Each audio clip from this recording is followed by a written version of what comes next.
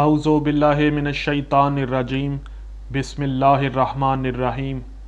یا ایہا الرسول بلغ ما انزل الیک من ربک وان لم تفعل فما بلغت رسالتہ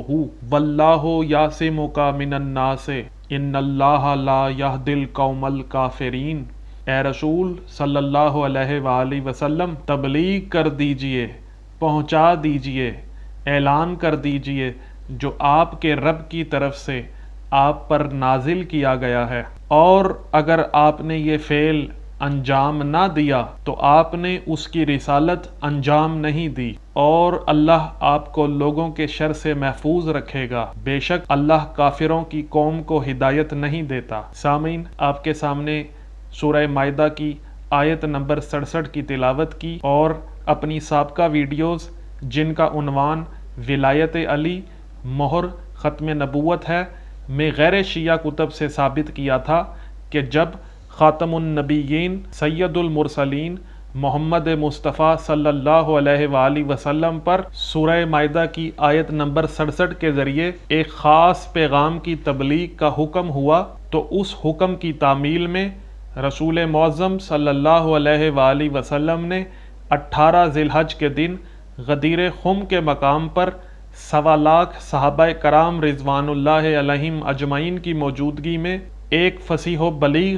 خطبہ ارشاد فرمایا کہ اے لوگو، کیا میں تمہاری جانوں پر تم سے زیادہ اولا بالتصرف یعنی اختیار نہیں رکھتا؟ تو صحابہ کرام رضوان اللہ علیہم اجمعین نے جواب دیا، کیوں نہیں یا رسول اللہ، ہماری جانیں بھی آپ پر قربان ہیں۔ تب تاجدار مصطفیٰ صلی اللہ علیہ وآلہ وسلم نے حضرت علی کرم اللہ وجہہ کا ہاتھ بلند کر کے فرمایا، من کنت مولا ہو فعلی مولا ہو، یعنی جس کا میں مولا ہوں، جس کا میں آقا ہوں، جس کا میں حاکم ہوں، جس کا میں امیر ہوں، پس علی بھی اس کے مولا ہیں، علی بھی اس کے آقا ہیں، علی بھی اس کے سردار ہیں، علی بھی اس کے امیر ہیں۔ اور سامعین، یہ اعلان سن کر حضرت عمر نے حضرت علی علیہ السلام کو مبارکباد دیتے ہوئے کہا کہ مبارک ہو اے علی، آج سے آپ میرے اور ہر مومن اور مومنہ کے مولا یعنی سردار یعنی آقا یعنی امیر مقرر ہو گئے۔ اور اللہ کے حکم کے مطابق جب تاجدار ختم نبوت رسول مقبول صلی اللہ علیہ وآلہ وسلم نے اس پیغام کی تبلیغ 1.25 لاکھ صحابہ کرام رضوان اللہ علیہم اجمعین کو کر دی، تو اللہ نے یہ آیت نازل فرمائی، الیوم اکملت لکم دینکم، یعنی خاص آج کے دن تمہارے لیے دین مکمل کر دیا گیا ہے۔ سامعین، یہاں نہایت قابل غور نقطہ یہ ہے کہ غدیر خم کے میدان میں مجمع مسلمانوں کا تھا، عام مسلمانوں کا بھی نہیں، صحابہ کرام رضوان اللہ علیہم اجمعین کا تھا۔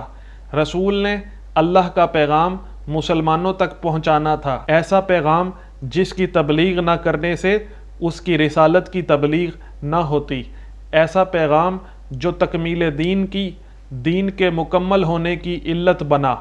ایسا پیغام جو دین الہی کے مکمل ہونے کا سبب بنا،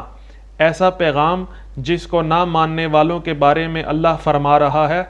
کہ ان اللہ لا یہدی القوم الکافرین، کہ اللہ کافروں کی قوم کو ہدایت نہیں دیتا۔ تو پتہ چلا کہ اگر کوئی شخص ولایت علی کا منکر ہو جائے، یعنی نبی مرسل صلی اللہ علیہ وآلہ وسلم کے بعد فوراً علی علیہ السلام کو اپنا حاکم نہ مانے، اپنا امیر نہ مانے، اپنا آقا نہ مانے، تو چاہے خود کو مسلمان سمجھے یا کہلوائے، اللہ کے ہاں کافر ہے۔ جیسے شیطان اللہ کو تو مانتا ہے مگر اللہ کے بنائے ہوئے خلیفہ جناب آدم علیہ السلام کو نہیں مانتا، اس لیے شیطان کافر ہے،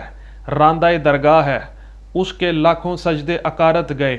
اس کی نمازیں ضائع گئیں، اس کی تسبیح و تحلیل تقدیس و ثنا کی کوئی وقت نہ رہی۔ اللہ کے چنیدہ بندے، اللہ کے اصطفیٰ بندے، اللہ کے برگزیدہ بندے، اللہ کے اپوائنٹڈ بندے، اللہ کے سلیکٹڈ بندے کے انکار نے شیطان کو کافر بنا دیا۔ اب جو بھی اللہ کو مان رہا ہے لیکن اللہ کے نامزد کردہ خلیفہ کی ولایت کا یعنی مولا علی علیہ الصلاۃ والسلام کی خلافت کا، مولا علی علیہ الصلاۃ والسلام کی حاکمیت کا انکار کر رہا ہے، وہ چاہے خود کو مسلمان یا مومن سمجھے، در حقیقت وہ کافر ہے۔ سامعین، میں اپنے موقف کی تائید میں برہان الدین حلبی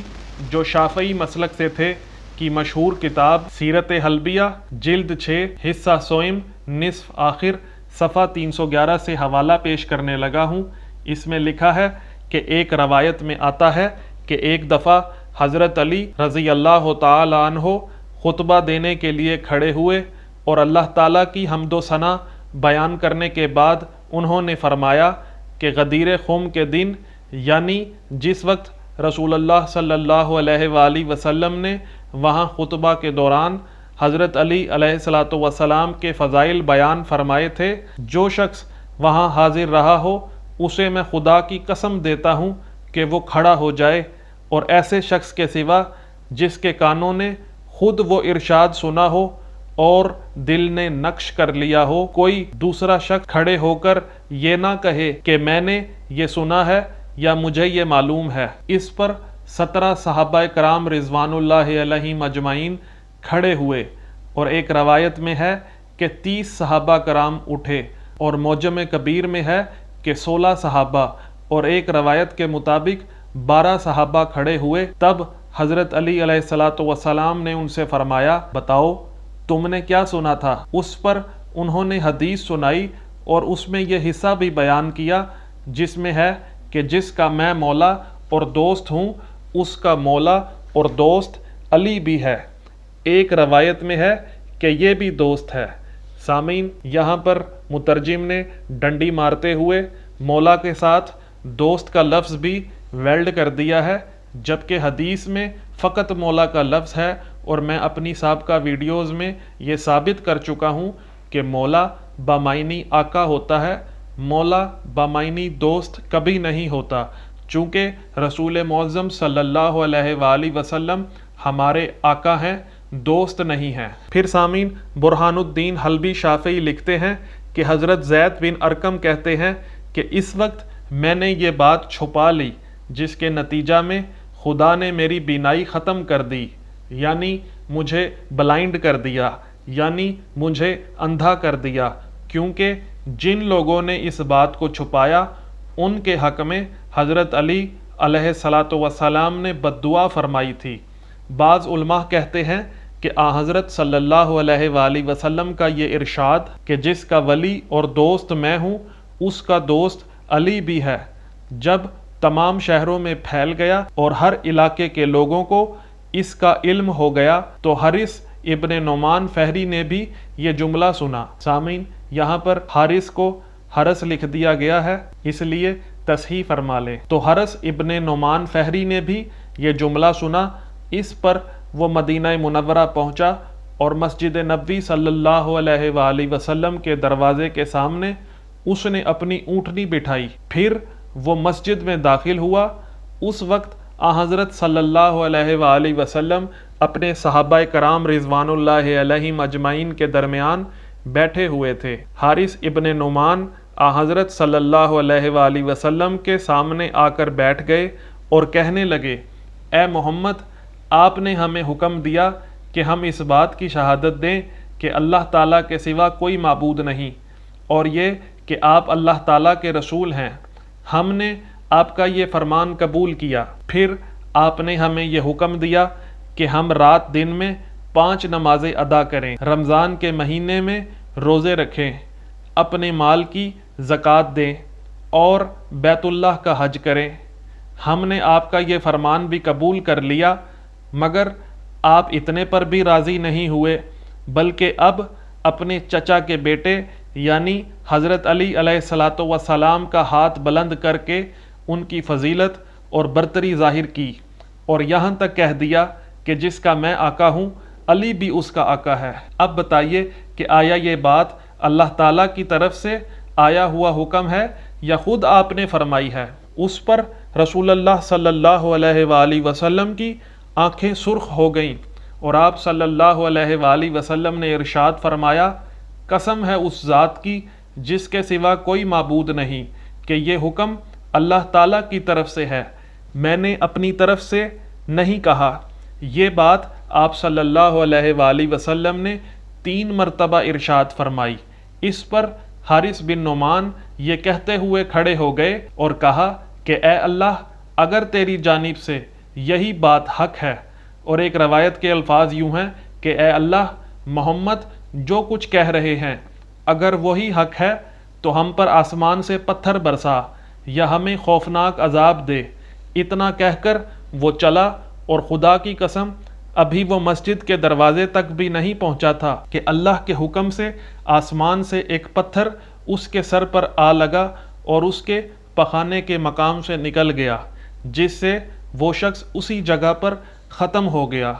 اسی وقت حق تعالیٰ نے یہ آیت نازل فرمائی، سَأَلَ سَائِلٌ بِعَذَابٍ وَاقِعٍ لِلْكَافِرِينَ لَيْسَ لَهُ دَافِعٌ مِنَ اللَّهِ ذِي الْمَعَارِجِ، کہ ایک درخواست کرنے والا براہ راست اس عذاب کی درخواست کرتا ہے جو کافروں پر واقع ہونے والا ہے اور جس کا کوئی دفع کرنے والا نہیں، اور جو اللہ کی طرف سے واقع ہوگا جو کہ سیڑھیوں کا یعنی آسمان کا مالک ہے۔ جی سامعین، آپ نے ملاحظہ کیا کہ مندرجہ بالا روایت سے واضح ہوتا ہے کہ حارث بن نعمان فہری اللہ تعالیٰ کی وحدانیت کا اقرار بھی کر رہا ہے، رسول اللہ کی رسالت کی گواہی بھی دے رہا ہے، نمازیں پڑھنے کا اقرار بھی کر رہا ہے، روزہ رکھنے کا بھی اقرار کر رہا ہے، اللہ کے گھر کا حج کرنے کا بھی اقرار کر رہا ہے، زکوٰۃ ادا کرنے کا بھی اقرار کر رہا ہے، لیکن مولا علی علیہ الصلاۃ والسلام کو اپنا آقا نہیں مانا۔ علی کو اپنا آقا نہ ماننے کی وجہ سے اللہ کا عذاب اس کا مقدر بن گیا۔ خدا کی وحدانیت کی گواہی، رسول کی رسالت کی گواہی، نماز، روزہ، حج، زکوٰۃ کی ادائیگی، غرض یہ کہ تمام اعمال اس کے منہ پر مار دیے گئے۔ اس روایت سے یہ بھی ثابت ہو گیا کہ جو شخص ولایت علی کا منکر ہو تو چاہے لاکھ اللہ کو ایک مانے، لاکھ رسول کو آخری نبی مانے، لاکھ نمازیں پڑھے، لاکھ روزے رکھے، لاکھ حج کرے، لاکھ زکوٰۃ ادا کرے، لاکھ صدقہ خیرات کرے، لیکن کافر ہی رہے گا۔ اس کی وجہ یہ ہے کہ وہ بھی شیطان کی طرح اللہ کو تو مانتا ہے، اللہ کی نہیں مانتا، اور اللہ کا نافرمان راندہ درگاہ ہے، ابلیس ہے، مردود ہے۔ سامعین، حافظ سبط ابن جوزی جو حنفی مسلک سے تعلق رکھتے تھے اور 654 ہجری میں یعنی آج سے تقریباً 800 سال قبل فوت ہوئے، نے اپنی مشہور کتاب مرآت الزمان فی تواریخ العیان جلد 6 صفحہ 442 میں اسی واقعہ کو ابو اسحاق سالبی کی تفسیر سے نقل کیا ہے۔ اور سامعین، سبط ابن جوزی نے اپنی مشہور کتاب تذکرۃ الخواص میں بھی ابو سالبی کے حوالے سے اسی روایت کو نقل کیا ہے۔ اگر آپ کے پاس عربی ایڈیشن ہے تو اس کا صفحہ نمبر 30، اور اگر آپ کے پاس اس کتاب کا اردو ایڈیشن ہے جس کا ترجمہ صفدر حسین نجفی نے کیا ہے تو اس کے صفحہ نمبر 53 میں بھی یہی روایت نقل کی گئی ہے۔ اور سامعین، ابی اسحاق احمد بن محمد بن ابراہیم سالبی، جن کا بار بار ہم ذکر کر چکے ہیں اور وہ آج سے تقریباً 1000 سال پہلے یعنی 427 ہجری میں فوت ہوئے، نے اپنی تفسیر الکشف البیان عن تفسیر القرآن میں بھی حارث بن نعمان فہری کا واقعہ نقل کیا ہے۔ اور سامعین، فیض القدیر شرح جامع الصغیر جسے علامہ مناوی نے لکھا ہے اور یہ دارالمعرفہ بیروت لبنان سے چھپی ہے، جلد اس کی 6 اور صفحہ 217 میں سالبی کے حوالے سے اسی روایت کو نقل کیا گیا ہے۔ اور سامعین، تفسیر المنار جلد 6 صفحہ نمبر 464 میں بھی حارث بن نعمان فہری کا یہ واقعہ نقل کیا گیا ہے۔ اور سامعین، تفسیر سراج المنیر جلد 4 صفحہ 380 میں بھی اسی روایت کو نقل کیا گیا ہے۔ جی سامعین، آپ نے ملاحظہ کیا کہ تواتر کے ساتھ اس روایت کو نقل کیا گیا ہے۔ اب جو بھی شیعوں کو کافر کہہ رہا ہے وہ اپنے گریبان میں جھانکے، اور دیکھے کہ وہ علی کو نبی کے بعد اپنا آقا مانتا ہے یا نہیں مانتا۔ اگر مانتا ہے تو وہ مومن ہے، اور اگر نہیں مانتا تو وہ مومن تو کیا مسلمان بھی نہیں بلکہ وہ کافر ہے۔ اور جو لوگ شیعوں کو کافر کہتے ہیں تو وہ ٹھیک کہتے ہیں، کیونکہ اللہ قرآن میں فرما رہا ہے وَمَن يَكْفُرْ بِالطَّاغُوتِ وَيُؤْمِنْ بِاللَّهِ فَقَدِ اسْتَمْسَكَ بِالْعُرْوَةِ الْوُثْقَىٰ کہ جو طاغوت کا کفر کرے اور اللہ پر ایمان لائے پس اس نے اللہ کی رسی کو مضبوطی سے پکڑ لیا ہے۔ تو ہم شیعہ طاغوت کا کفر کرتے ہیں تو ان معنوں میں ہم بھی کافر ہیں، اور اللہ پر ایمان لاتے ہیں اس لیے مومن ہیں، اور اللہ کی رسی کو مضبوطی سے تھام لیا ہے۔ اور غیر شیعہ کی کتب میں بھی تواتر کے ساتھ لکھا ہوا ہے کہ اللہ کی رسی اہل بیت ہیں۔ سامعین، اگر آپ کو ہماری ویڈیو پسند آئی ہے تو ویڈیو کو لائک کریں، کومنٹ کریں اور زیادہ سے زیادہ شیئر کریں تاکہ دیواروں اور بینروں پر اور جگہ جگہ اپنی تقاریر میں شیعوں کو کافر کہنے والوں کو ہدایت نصیب ہو۔ السلام علیکم ورحمۃ اللہ وبرکاتہ۔